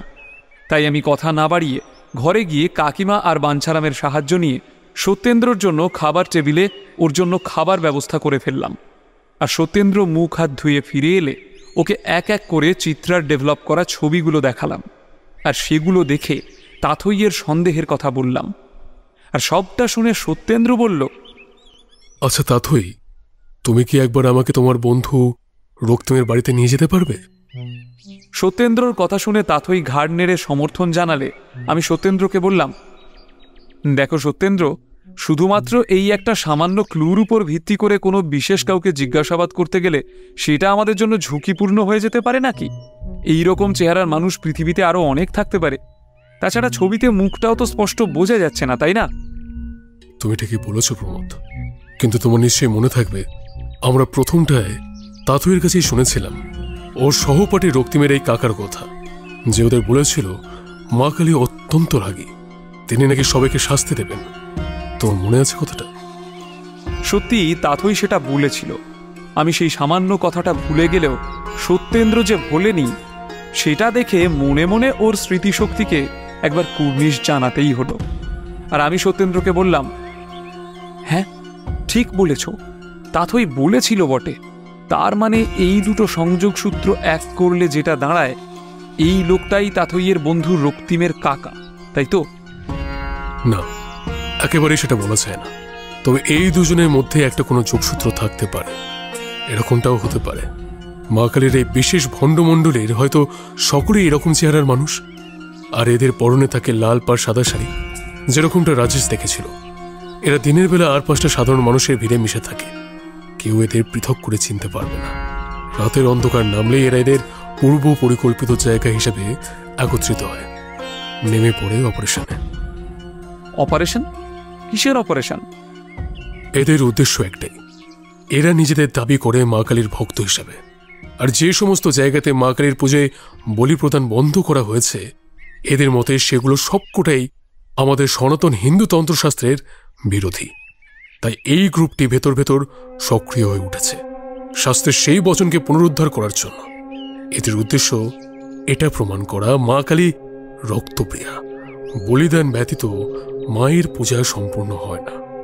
আসলে এরা নিজেদের অন্ধ কুসংস্কার বোধে আমাদের সেই ফেলে আসা সংস্কারকে আবার ফিরিয়ে নিয়ে আসার জন্য সচেষ্ট। আর দেশের এই আইন ব্যবস্থা এবং প্রশাসনের কথা মাথায় রেখে সবটাই করে আত্মগোপন করে, আর মা কালীর নামে, যাতে কেউ এদের সন্দেহ না করে। আর এই অপারেশন শেষে এরা আবার মিশে যায় সাধারণ মানুষের ভিড়ে, যাতে কেউ এদেরকে চিনতে না পারে।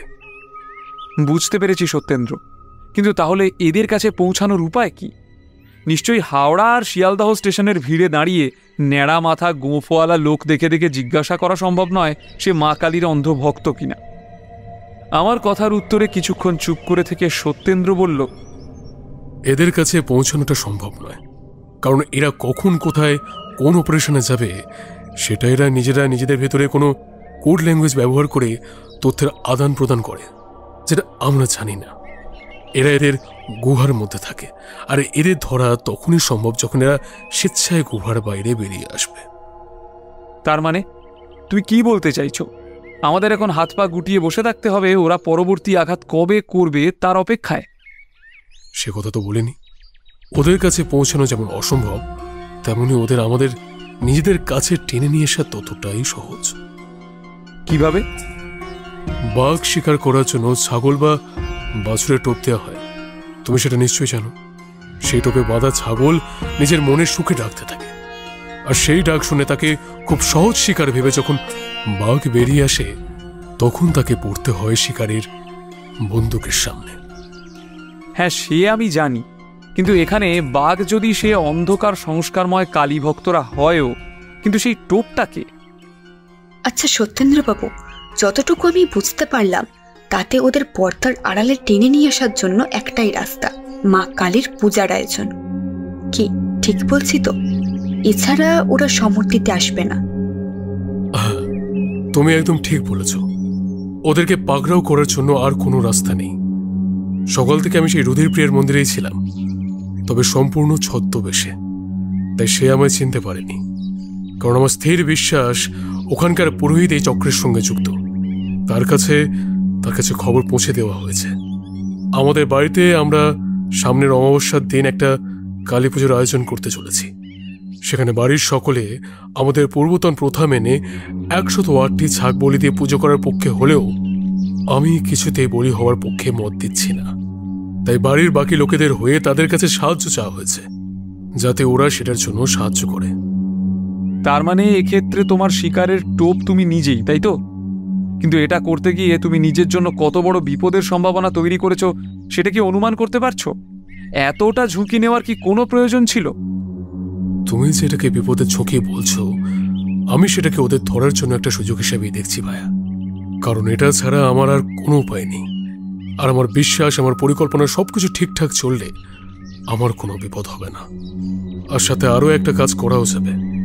চিত্রা ডেভেলপ করা ছবি থেকে যেটুকু ক্লু পাওয়া গেছে সেটা হিসাব করে তাথইয়ের বন্ধু রক্তিমের কাকার উপরে সাদা পোশাকের পুলিশের নজরদারির ব্যবস্থা করছি। তুমি চিন্তা করো না, সবকিছু ঠিকঠাক ব্যবস্থা হয়ে যাবে। আমি তোমার কথা বুঝতে পেরেছি সত্যেন্দ্রবাবু, শুধু একটাই প্রশ্ন, এই পুজোর আয়োজন কবে হবে? আগামী 19 তারিখ, ওই দিন অমাবস্যা। বাড়িতে কালী পুজোর আয়োজন করলে কারোর সন্দেহ করার কিছু থাকবে না। আর আমি ওনাদের বলেছি, এই মাঘ মাসের অমাবস্যা তিথিতে আমাদের বাড়িতে কালী পুজো হতো। নানা কারণে সেটা কয়েক বছর বন্ধ ছিল, আর এবছর থেকে আবার তা পুনরায় চালু করার ব্যবস্থা করা হচ্ছে। পুরোহিত মশাই চোখ মুখ দেখে মনে হয়েছে তিনি আমার কথা বিশ্বাস করেছেন। তবে আমি নিশ্চিত, কোথাও কোনো অপারেশনে যেতে হলে ওরা তার সমস্ত কিছু খোঁজ খবর আগে থেকে নেবে। শুধু আমার মুখের কথায় ওরা ওদের নিরাপদ গুহা থেকে বের হবে না। তাই আমাদের হাতে আর সময় নেই।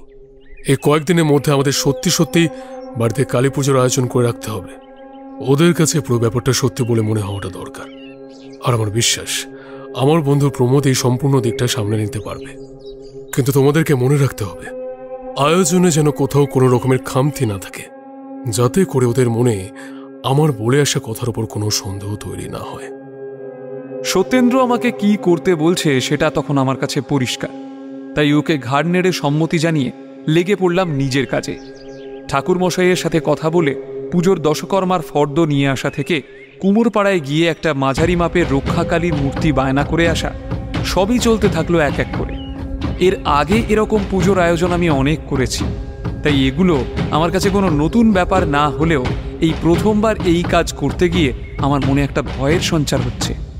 আমার মনের ভেতর থেকে কেউ যেন বলছে, একটা ভয়ঙ্কর বিপদের দিকে ধীরে ধীরে আমরা এগিয়ে যাচ্ছি। আসলে আমাকে সত্যেন্দ্র দায়িত্ব দিয়েছে এমন একটা প্রেক্ষাপট রচনা করার, যেখানে সে আয়োজন করতে চলেছে একটা নাটকের। এদিকে তার পরের দুদিন সবকিছু নির্বিঘ্নে চললেও ঘটনাটা ঘটল তার পরদিন। সকালে বাঞ্ছারাম বাড়ির লেটার বক্স থেকে একটা চিঠি এনে হাতে দিল সত্যেন্দ্রর। এই চিঠি কোনো পোস্টে আসেনি, কেউ সরাসরি এসে ফেলে দিয়ে গেছে আমাদের লেটার বক্সে। আর চিঠিটা খুলে পড়তেই আমার মাথাটা ঘুরে গেল। লেখা হয়েছে সত্যেন্দ্রর উদ্দেশ্যে। বাস্তবে সেটা আর কিছু নয়, সরাসরি ওর প্রাণনাশের হুমকি। আর অপরাধ হিসাবে বলা হয়েছে, মা কালীর কাছে খবর আছে যে ও ওর বাড়ির কালী পূজায় বলিদানের বিরোধী। আর এই কথা জানতে পেরে মা কালী অত্যন্ত কুপিতা হয়েছেন। তাই তিনি সত্যেন্দ্রকে সাবধান করেছেন ও যেন পুজোয় বাধার সৃষ্টি না করে, না হলে ওর সামনে ভয়ঙ্কর মৃত্যু অপেক্ষা করে রয়েছে। চিঠিটা পড়ে আমার মেরুদণ্ড দিয়ে একটা শিহরণ খেলে গেল। সত্যিই আমরা এটা ঠিক করছি? সত্যেন্দ্রর পরিকল্পনায় যদি সামান্যতম ভুল হয়ে যায়, তবে তার কি পরিণতি হতে পারে সেটা সহজেই অনুমান করা যাচ্ছে। কিন্তু সে কথা সত্যেন্দ্রকে বলতে যেতে আশঙ্কিত হওয়ার পরিবর্তে ও যথেষ্ট খুশি হলো, কারণ ওর পরিকল্পনা সঠিক লক্ষ্যে পৌঁছতে পেরেছে। সাথে সাথে রাজেশের খুনের ঘটনা যে ও এখনো ভুলতে পারেনি, সেটাও ওর মুখ দেখে বুঝতে পারলাম। তাই শঙ্কিত হয়ে আবারও ওকে একবার জিজ্ঞাসা করলাম, আমরা এগুলো ঠিক করছি তো সত্যেন্দ্র? দেখো প্রমোদ, আদি শক্তির আরাধনা বেশিরভাগ ক্ষেত্রেই তন্ত্রমতে হয়, এবং তাতে যে বলি প্রদানের বিধি আছে তাও আমি জানি। কিন্তু আমার খুব স্পষ্ট কথা, নিজেদের ধর্ম বিশ্বাস নিজেদের মধ্যে রাখাই ভালো। জোর করে ভয় দেখিয়ে কোনো মানুষকে তার ধর্ম বিশ্বাস পরিবর্তন করতে বাধ্য করা যায় না। আর সেটা করার চেষ্টা করাটাও একটা অপরাধ। আমি একজন সত্যান্বেষী, একজন অপরাধীকে শাস্তি দেওয়াটা আমার কর্তব্য। আমি কারোর ধর্ম বিশ্বাসকে সঠিক বা বেঠিকের কথা বলিনি, কিন্তু সেটা জোর করে কারোর উপর চাপিয়ে দেওয়াটা অবশ্যই বেঠিক। আর শুধু বেঠিক নয়, সেটা অন্যায়। অবশেষে ধীরে ধীরে 19 তারিখ অমাবস্যার দিন এসে পৌঁছালো। এর মাঝে দুদিন দুটি একই রকমভাবে নির্মম মুন্ডু কেটে হত্যা করার ঘটনা ঘটেছে, একটি দক্ষিণ 24 পরগনার জয়নগর এলাকায়, আর দ্বিতীয় দিন বর্ধমান টাউনশিপের এক প্রতিষ্ঠিত কালী মন্দিরে। আর দুটো ক্ষেত্রেই যোগসূত্র একই, মা কালী নাকি মানুষের অপরাধের বিচার করে তাদের শাস্তি দিচ্ছেন। তবে হঠাৎ করে এবছর অমাবস্যায় বাড়িতে কালী পুজোর আয়োজন করার ব্যাপারে কাকিমা মানে সত্যেন্দ্রর মা একটু অবাক হয়ে গেলেও পরে উনি পুরো ব্যাপারটা খুব ভালোভাবেই মেনে নেন। তবে সেক্ষেত্রে সত্যেন্দ্রর পরিকল্পনা ওনাকে কিছুই জানানো হয়নি। নির্দেশ মতো সন্ধ্যা 7টা নাগাদ পুজোয় বসেন আমাদের বাড়ির পুরোহিত মশাই। বাড়ির পুজো হিসেবে অতিথি অভ্যাগতদের নিমন্ত্রণ জানানো হলেও সত্যেন্দ্রর কড়া নির্দেশ ছিল রাত্রি 10টা বাজার আগে যেন প্রত্যেক নিমন্ত্রিতদের খাইয়ে দাইয়ে বাড়ি পাঠিয়ে দেওয়ার ব্যবস্থা করা হয়। পুজো মিটতে মিটতে প্রায় রাত 12টা। তারপর সামান্য আহার করে আমি এবং সত্যেন্দ্র দুটো চেয়ার নিয়ে এসে বসি পুজো মণ্ডপের সামনে। রাত যত ঘনিয়ে আসতে শুরু হলো ততই আমাদের প্রহর গোনা চলতে লাগলো। সত্যেন্দ্র আগেই হরনাথবাবুর সাথে কথা বলে পুজোর কাজে যুক্ত সমস্ত ক্ষেত্রে বিশেষ প্রশিক্ষণপ্রাপ্ত সাদা পোশাকের পুলিশ ব্যবস্থা করে রেখেছিল। আমরা দুটো চেয়ারে বসে সামান্য টুকটাক কথাবার্তা আলোচনা করতে করতেই হঠাৎ চমকে উঠলাম একটা ভয়ঙ্কর কর্কশ কণ্ঠের চিৎকার শুনে। তোরা এখানে মা কালীর পুজোর নামে এই অনাচার কেন করছিস? এইসব তো অশাস্ত্রীয়, সেটা তোরা জানিস না? এটা শাস্ত্র বিরুদ্ধ অন্যায়। আমাদের তখন বুঝতে অসুবিধা হয় না আমরা যাদের জন্য অপেক্ষা করে আছি সেই মা কালীর সেবকের দল এসে পৌঁছেছে। পিছন ফিরে দেখি 3 জন মিশমিশে কালো অসুরের মতো চেহারার লোক দাঁড়িয়ে আছে আমাদের থেকে প্রায় ফুট 10 দূরে। লোকগুলোর পরনে সেই লাল পাড়, সাদা শাড়ি, মালকোচা দিয়ে পরা। এই মাঘ মাসের কনকনে ঠান্ডায়ও তাদের খালি গা আর তাতে বেশ পুরু করে তেল মাখা চামড়া চকচক করছে। লোকগুলোর মুন্ডিত মস্তক আর 3 জনেরই হাতে 3টি বড় খাঁড়া। আমার তাদের দেখেই প্রাণ পাখি খাঁচা ছাড়া হওয়ার অবস্থা। কিন্তু সত্যেন্দ্রকে দেখলাম মেরুদণ্ড সোজা করে উঠে দাঁড়ালো আর তাদের চোখে চোখ রেখে বলে উঠল, অনাচার? কোনটা অনাচার? আমরা আমাদের পুরোহিত মশাইয়ের নির্দেশ মতন সম্পূর্ণ বিধিনিয়ম মেনে ষোড়শোপচার মতে মায়ের পুজো করেছি, কোথাও কোনো খুঁত রাখিনি। আর এটা শাস্ত্রীয় না অশাস্ত্রীয় সেটা সিদ্ধান্ত নেওয়ার আপনারা কি আপনাদের পরিচয়? এটা অশাস্ত্রীয় নয়। বেশ, তবে বল, তোদের পুজোয় রক্ত কোথায়, বলি কোথায়? পুজোর বলি হিসেবে প্রদত্ত পশুর খণ্ডিত দেহ কোথায়? রক্তের স্পর্শ ছাড়া দেবীর অভিষেক হলো কি করে? এই সব ছাড়া কোনো দিন কোনো তান্ত্রিক পুজো সম্পন্ন হতে পারে না। তোরা জানিস না দেবী রক্তপ্রিয়া? এটা আপনাদের ভুল ধারণা। এ কথা ঠিক, আপনাদের কাছে আপনাদের যুক্তির সাপেক্ষে অনেক ধারণা থাকতে পারে, কিন্তু পাশাপাশি এটাও ঠিক জোর করে কাউকে কিছু চাপিয়ে দেওয়া যায় না। যেটা নিয়ম সেটা সবাইকেই মানতে হবে, আর যদি কেউ তা না মানে তাহলে তাকে মরতে হবে। এখন আপনি যেটা বলছেন সেটা অন্যায়, আর যদি কেউ তার প্রতিবাদ করে তাকে নির্মমভাবে খুন করা আইনত অপরাধ। আপনারা শুধুমাত্র আইনের চোখে নয়, মা কালীর ভাবমূর্তি বিনষ্ট করার জন্য ওনার চোখেও অপরাধী। আর এই আইনের চোখে অপরাধের প্রতিকার করার জন্যই আজকের এই ব্যবস্থা। You all are under arrest. তুই বোধহয় বুঝতে পারছিস না, অস্ত্র আমাদের হাতে। আজ এই মায়ের খাড়া দিয়ে তোদের গলা কেটে মা কালীর সামনে আমি বলি দেব, তবেই হবে মায়ের পুজো সম্পন্ন। দেখি কে আমাদের অ্যারেস্ট করে।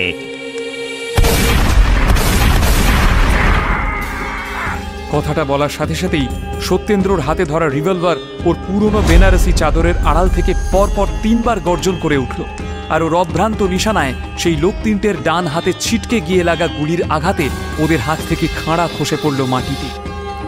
হরনাথবাবু, এদের সব কটাকে অ্যারেস্ট করুন, তারপর এগুলোকে থানায় নিয়ে গিয়ে 3rd ডিগ্রি দিলেই গড়গড় করে এদের ভক্তি বেরিয়ে আসবে। তারপর এদের কাছ থেকে এদের পুরো চক্রটার খোঁজ বার করে নেবে। এখনো পর্যন্ত নানা জায়গায় এরা যেভাবে নির্বিচারে মানুষ হত্যা করে চলেছে, সেই সব কোটাকে উদ্দেশ্য প্রণোদিত খুনের আকারে কেস তৈরি করুন। এদের অপরাধের শাস্তি মহামান্য আদালত দেবেন, তবে সেটা ওদের পার্থিব জীবনের শাস্তি। কিন্তু নিজেদের অন্ধবিশ্বাসের কারণে যে অপরাধ ওরা করেছে, সে কর্মফল ওদের ভোগ করতে হবে স্বয়ং অদৃষ্টের বিচারে। তবে সেটা ওদের এই কর্মফলের থেকে যে আরো কঠিন হবে সে কথা আমি হলফ করে বলতে পারি। এরকম অতর্কিত আক্রমণে লোকগুলো একেবারে দিশেহারা হয়ে পড়ে। এতদিন নিজেদের ক্ষমতার আড়ালে নিরীহ মানুষের উপর অত্যাচার করতে করতে ওরা ভুলেই গেছিল যে সত্য কখনোই কোনো মিথ্যে ধারণার ঊর্ধ্বে হতে পারে না। আর সত্যেন্দ্র যে ওর চাদরের আড়ালে ওর রিভলভার নিয়ে প্রস্তুত হয়ে বসেছিল সেটা ওরা আন্দাজ করতে পারেনি। কয়েক মুহূর্তের মধ্যে হরনাথবাবুর নেতৃত্বে প্রায় 10 পুলিশ অফিসার এসে সম্পূর্ণ পূজা মণ্ডপটা ঘিরে ফেলে, আর লোক 3টেকে পিচমোড়া করে বেঁধে ফেলা হয়। দেখুন, আপনাদের জীবনের পাপ পুণ্যের বিচার স্বয়ং মা মহাকালী করবেন। তবে আপনাদের ধারণা যে সম্পূর্ণ মিথ্যা ভ্রান্ত সেটা আপনারা আন্দাজ করতে পারেন। যে মা মহাকালীর জন্য আপনারা এত নৃশংস হত্যা লীলা চালালেন, আপনাদের প্রায়শ্চিত্ত শুরু হলো সেই মা মহাকালীকে সাক্ষী রেখে, তারই পুজো মণ্ডপে আপনারা। অতএব বুঝতে পারছেন তো, আপনাদের এই কালী পূজার পদ্ধতি স্বয়ং মা মহাকালীও ভালোভাবে গ্রহণ করেননি। তাই আজ আপনাদের এই পরিণতি, আর আপনাদের পুরো দলটাকে এইভাবে গারদে পুরে শাস্তি দেওয়ার ব্যবস্থা করা হবে। হরনাথ বাবু, নিয়ে যান সবকটাকে। পুলিশ তাদের প্রিজন ভ্যানে করে এই লোক তিনটেকে নিয়ে গিয়ে গারদে পড়ে, আর তারপর এদের থেকে খবর নিয়ে এদের পুরো দলটাকে অ্যারেস্ট করা হয়। আর সেই রুধির প্রিয়া কালী মন্দিরের পুরোহিত এই দলের একজন সদস্য ছিলেন, তিনিও ধরা পড়েন। সবই হয় কিন্তু বেশ কিছু নিরীহ প্রাণের বিনিময়ে, যার মধ্যে ব্যক্তিগতভাবে আমাদের হারাতে হয় আমাদের বন্ধু রাজেশকে। তবে শুধু আমরা কেন, যারা মারা গেছে তারা সকলেই কারোর না কারোর ভাই বা সন্তান বা বন্ধু ছিল। সকলেই তাদের প্রিয়জনকে হারিয়েছিল এই শয়তানগুলোর জন্য। পরদিন সকালে থানায় অজিত সিংয়ের সঙ্গেও দেখা হয়। মনে হয় সেই মুহূর্তে সে নিজেও তার ভুল বুঝতে পেরেছে। ব্যক্তিগতভাবে এগিয়ে এসে সত্যেন্দ্রকে সহমর্মিতা জানিয়ে যায় অজিত সিং। আর থানা থেকে আমি, সত্যেন্দ্র আর চিত্রা ফিরে আসি বাড়ি। মনটা শূন্যতায় ভরে গেলেও একটা প্রশান্তি নিয়ে আমরা বাড়ি ফিরে আসি। আর হয়তো কাউকে এই ভ্রান্ত ধারণার বশবর্তী হয়ে প্রাণ দিতে হবে না। হয়তো এই চক্রটার এখানেই শেষ। তবে জানা নেই সময়ের নিয়মে আবার কোথায় জন্ম নিয়েছে নতুন কোন আরেকটি অপরাধ। তবে আজকের মতো বিশ্রাম। আগামীকাল সকালে যখন সূর্য উঠবে, সে উঠবে নতুন আশার আলো নিয়ে। বাকি সবটাই সময়ের হাতে। এই কয়েকদিনের ধকল ও এত কাছের বন্ধুর মৃত্যুতে আমি আর সত্যেন্দ্র উভয়ই মানসিকভাবে ভীষণ বিপর্যস্ত ছিলাম। তাই ঠিক করলাম ভোরের বেলা একটু গঙ্গার পাড় থেকে প্রাতঃভ্রমণ করে আসি, যাতে দুজনেরই শরীর ও মন দুই তাজা হয়ে ওঠে পুনরায়। সাথে একটা বাড়তি পাওনা হলো রমেনদার টাটকা খেজুরের রস। এই শীতের ভোরে উঠে খেজুরের রস না খেলে এ শীতই বৃথা। তাই পরিকল্পনা মতো দুজন মিলে বেরিয়ে পড়লাম। শীতের ভোর, চারিদিক ঘন কুয়াশায় ঢাকা, তার সাথে কনকনে ঠান্ডা। তবে এসব কিছুর মাঝেও হাঁটতে মন্দ লাগছে না। বেশ অনেকক্ষণ ধরেই খেয়াল করছি সত্যেন্দ্রকে বেশ অন্যমনস্ক লাগছে। ওর চোখে মুখে কোনো কিছু নিয়ে চিন্তা করার ভাব সুস্পষ্ট। কৌতূহলটা আর মনের মধ্যে চেপে রাখতে পারলাম না, জিজ্ঞাসা করেই ফেললাম, কি ব্যাপার বলো তো সত্যেন্দ্র? তোমাকে বেশ চিন্তিত ঠেকছে। কি ভাবছো এত? চিন্তা করার বিষয় তো আছে ভাইয়া। আমার মন একটা বিষয়ে কিছুতেই স্থির হতে পারছে না। কি বিষয়? আমি 100% নিশ্চিত প্রমোদ, যে চক্রটা ধরা পড়েছে তার পালের গোতাটি এখনো ধরা পড়েনি। কি বলছো? ঠিকই বলছি ভাইয়া। যে চক্রটি আমাদের চোখের সামনে এসেছে আর যারা যারা এখনো অব্দি ধরা পড়েছে তারা কেবলই চুনোপুটি। আসল রাঘব বোয়াল এখনো মুখোশের আড়ালে। আমাকে একটু পরিষ্কার করে বলো তো, কি বলতে চাইছো? পরিষ্কার করে বললে দাঁড়ায় এই যে, সত্যেন্দ্র কথা শেষ করার আগেই একটা বেশ বড় সাইজের পাথরের টুকরো এসে আঘাত করে তার কপাল বরাবর। তাকে লক্ষ্য করে যেদিক থেকে পাথরটি ছোঁড়া হয়েছিল সেই অভিমুখে ছুট লাগালো সত্যেন্দ্র। কিছু দূর যেতেই আমরা শুনতে পেলাম কেউ যেন পড়ে কি মরি করে দৌড় লাগালো। এদিকে সত্যেন্দ্রর কপাল ফেটে ঝুঁঝিয়ে রক্ত পড়ছে। সেদিকে তোয়াক্কা না করে সে ওই আততায়ীর পিছনে ধাওয়া করলো, আর আমিও ওর পেছন পেছন ছুটতে লাগলাম। সত্যেন্দ্রর কাছে এসে যখন পৌঁছালাম তখন বুঝতে পারলাম কোনো এক পুরুষের অবয়ব যেন ক্রমশ ঘন কুয়াশার মাঝে মিলিয়ে যাচ্ছে। এমন আকস্মিক ঘটনায় আমি তো পুরো ভ্যাবাচাকা খেয়ে গেছি। কি হচ্ছে না হচ্ছে কিছুই মাথায় ঢুকছে না। সত্যেন্দ্রকে বললাম, হে, এভাবে কে আক্রমণ করলো আমাদের উপর? আর উদ্দেশ্যটাই বা কি? উদ্দেশ্যটা বুঝলে না? কি উদ্দেশ্যটা এটাই যে আমি যে সন্দেহ করেছি তা 100% সঠিক। এবার আমি যেহেতু সবটা আগে থেকে নির্ধারণ করে ফেলেছি, তাই এই সতর্কবার্তা। চলো এগোনো যাক। আজকে আর খেজুরের রস খেয়ে কাজ নেই, মাথার প্রাথমিক চিকিৎসাটা করা দরকার। চলো বাড়ি ফিরি। এরপর আমিও আর কথা না বাড়িয়ে সত্যেন্দ্রর সাথে বাড়ির দিকে রওনা দিলাম। সেই একই রাস্তা দিয়ে বাড়ি ফেরার পথে খেয়াল করলাম যেই পাথরটি সত্যেন্দ্রর কপালে এসে লেগেছিল সেটা এখনো একইভাবে রাস্তার পাশে পড়ে আছে। এইবার সত্যেন্দ্র আমাকে বলল, একটা জিনিস খেয়াল করেছো? কি? দেখো, শুধু পাথর কিন্তু নেই, পাথরের সাথে একটা কাগজও রয়েছে। এতক্ষণে আমি খেয়াল করলাম, সত্যি পাথরটার সাথে একটা কাগজও রয়েছে। দুজনে এগিয়ে গেলাম সেই দিকে। সত্যেন্দ্র একটু ঝুঁকে বসলো, তারপর হাতে করে সেই কাগজরূপী চিরকুটটা তুলে দাঁড়ালো, আর সেটা খোলা মাত্রই ওর চোখ দুটো বড় বড় হয়ে গেল। সঙ্গে ঠোঁটের কোণায় ফুটে উঠল এক অদ্ভুত হাসি।